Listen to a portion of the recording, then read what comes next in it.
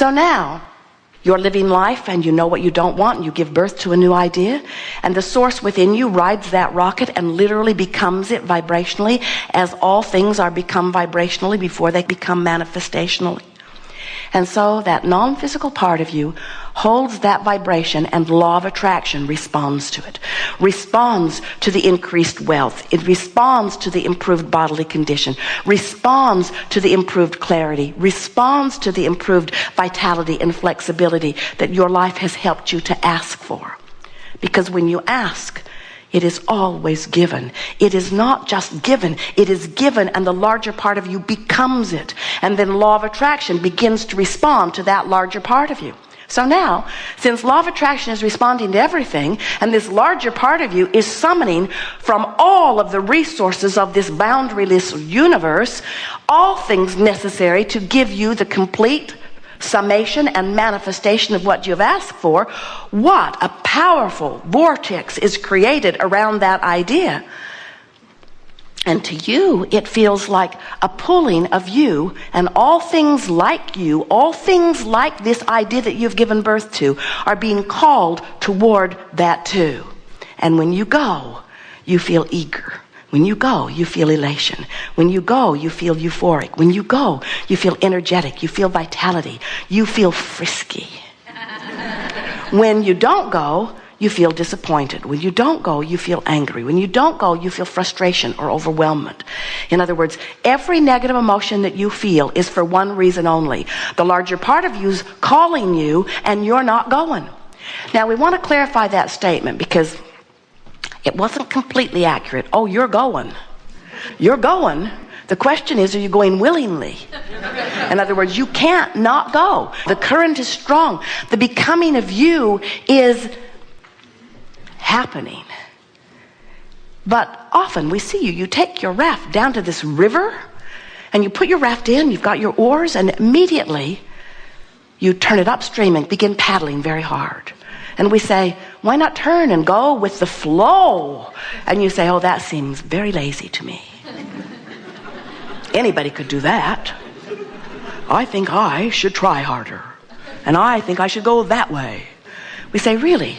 You want to go that way when every resource in the universe is calling you this way? And you say, yes, I'm going that way. Because I'm virtuous and valiant and vigilant and diligent. And look around. Look at all the others that were born around me. They're all going that way, too. Because we've all heard, if we struggle hard, we'll get a monument. They'll write books about our struggle. We'll be famous. And after we die, our struggling friends tell us, that's when the real reward for our struggle will come. We say, really? How do you figure that out? The laws of the universe change then? Are you saying the laws of the universe don't apply everywhere? There aren't universal laws, there are earthly laws, and then there are spiritual laws, and they don't apply across the board? Law of attraction is a universal law. And your well-being is universally understood. And the source within you knows your value, and when you don't, you're paddling upstream. And then we say, and our physical friends rarely hear us in the beginning in the way that we want them to hear it. Then we say, and nothing that you want is upstream. Everything that you want is downstream, because everything is being held by that which you really are, and you're being called toward it, and that's why there is a stream. That's why you feel emotions. You can feel when you're moving toward who you really are. The source within you adores you. That's the drum that source beats. And when you're mad at you, you're upstream. The source within you knows your value, your worthiness, and your ability to achieve. And when you doubt yourself, when you don't like the results, when you beat the drum of not enoughness, you're upstream. The source within you knows the unlimited nature of this universe that is expanding exponentially in direct proportion with the desires that you are giving birth to. And when you beat the drum of not enoughness, you're upstream from your own current. But the good news is you will never feel negative emotion again and not know that it always means the same thing. You're not letting you keep up with who you have become. And we so want you to understand that keeping up with who you have become is what you were born to do. There was not some standard that was set for you before you got here. You said, I'll go forth and I will create my reality. I'll go forth and this environment will inspire me to my expansion. And the source within you says, yes, that is my expansion too. You will go forth and inspire our expansion. And when we get a glimpse of it, we will turn our undivided attention to the expanded idea. And you said, I'll come with you. And you always do. When you croak, you close the gap. Every single time. We try to be disrespectful about death since there isn't any. When you withdraw your consciousness from this time-space reality, you become the expanded being that you have expanded to by virtue of this physical life experience. Don't you just love knowing that? Don't you love knowing that the purpose of your life is for that joyous, never-ending expansion? You didn't come forth to get something done that needed to be done. You came forth to be inspired to something that you wanted to do. You wanted to be inspired to the new idea because you know from your eternal, non-physical perspective that there is nothing more exhilarating than to take the knowing that you are and focusing it upon some environment and coming to a new, improved conclusion and then turning your undivided attention to the new desire and feeling universal forces bringing it into play. You see, sometimes when you're creating a car or a relationship or a new house or an improved bodily condition, you feel inferior in your creating because after all, that which you call God creates worlds. And we want you to understand that's exactly who you are and what you're doing. You are expanding this world by virtue of your attention to the details of it. It's fun to talk with you and exhilarating to help you to remember who you are. And the theme of this Art of Allowing workshop is always the same. We want to show you ways that you can consciously keep up with who you are becoming. And we want to remind you that if your own life wasn't causing the larger part of you to become even more, then you would never feel negative emotion when you don't go. You only feel negative emotion when life has caused you to cause your stream to move faster, and you don't move along with it, you see. Jerry and Esther had a wonderful experience last summer. They went whitewater rafting. They were on a river in Colorado, and it was a very big river, fast-moving, class 4 rapids through most of it. And the river guide said to them, almost as soon as they began the day, friends, this is not Disneyland, and we cannot turn this river off. And it got their attention because it made them realize this river was going that way, and so were they. Not one of them, there were several rafts that went in at the same time. Not one of them even contemplated turning the raft upstream and fighting the current. It was so obvious that the current was going to have its way with them. And we would like to make that obvious to you. We want you to know that this river of life, this source that is you, this source that you have caused to call you more and more and more downstream, will never stop calling you. Once you have actualized a desire by living life and giving birth to it, the source within you will call you to it. And when you go, oh, you feel so good. And when you don't feel so good. So we are eager to talk with you about anything that is important to you. You've been living life and throwing things out there into your vibrational escrow, and the source within you has received them and is holding them.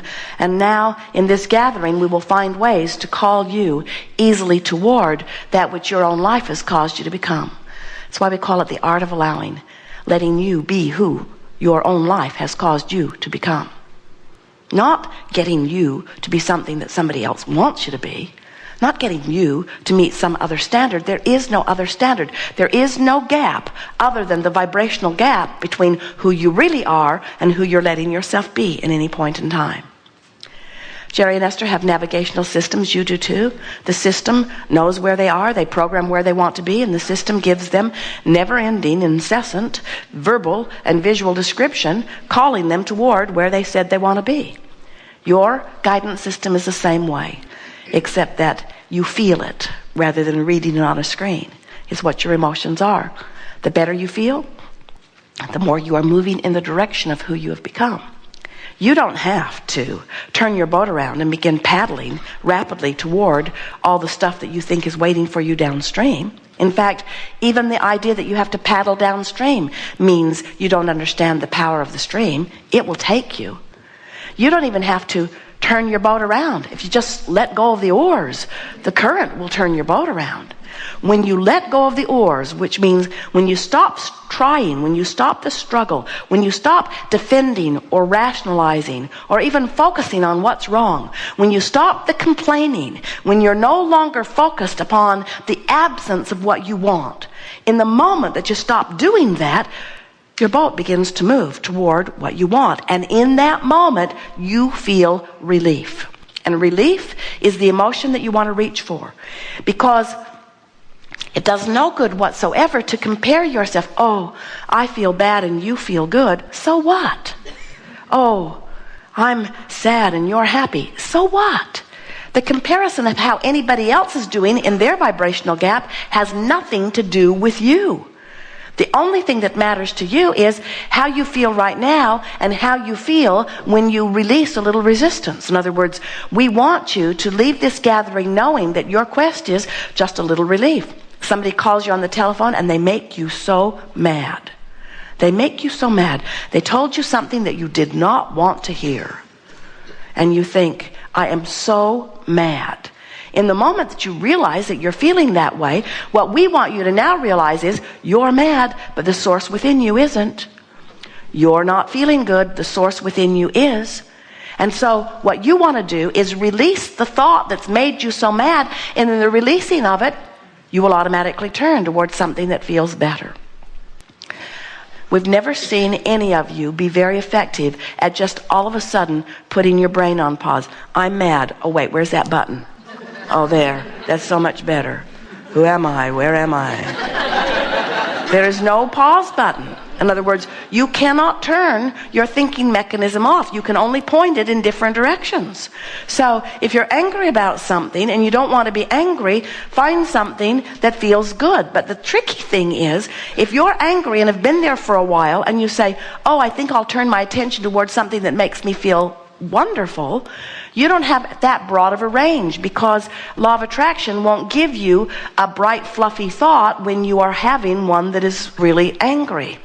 So the best you can do, and it's good enough, is find a thought that's a little less angry, a little less angry, a little less angry, until eventually you're a little less angry, and then you're not angry at all. You're just frustrated. And then you're a little less frustrated, and then you're not frustrated at all. You're hopeful. And then you're a little less hopeful. In fact, you're not hopeful at all. You're believing. You're just reaching for these gradual increments of improving the way you feel. Don't ask yourself to do the impossible. Don't say, I feel bad and I'm going to immediately get feeling good. Say, I feel bad and I'm going to feel less bad.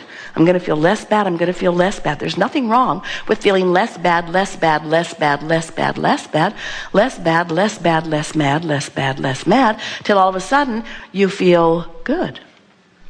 And you'll know when you find that turning point. You'll know when you feel frisky again.